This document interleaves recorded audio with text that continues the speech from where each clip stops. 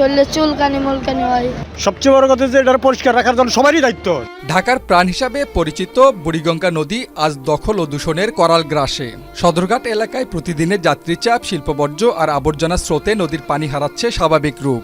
আগে এই পানিতে গোসল করতাম, ফ্যামিলির সবাই খাইতাম, পাক শাক করতো, ওখানে এই পানি খাওয়ান যায় না। নদীর তীরে ঘাটে ঘাটে প্লাস্টিক, মলমূত্র ও তেলজাত বর্জ্য, এতে মারাত্মকভাবে ক্ষতিগ্রস্ত হচ্ছে পরিবেশ ও নদীর জীববৈচিত্র্য।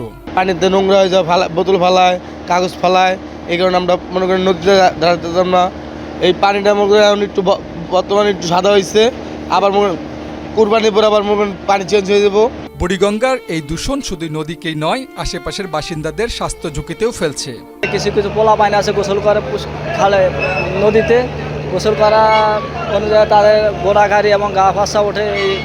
গোসল করি, শরীরে চুলকানি মুলকানি হয়। যদি ভালো পানি হইতো তাহলে সুন্দরভাবে গোসল করতে পারতাম। অনেক দুর্গন্ধ, যেরকম ধরেন মানুষের ময়লা টয়লা হালা।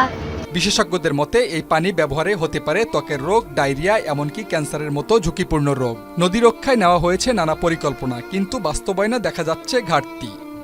প্রশাসনের নজরদারি এবং জনগণের সচেতনতায় পারে বুড়িগঙ্গাকে রক্ষা করতে।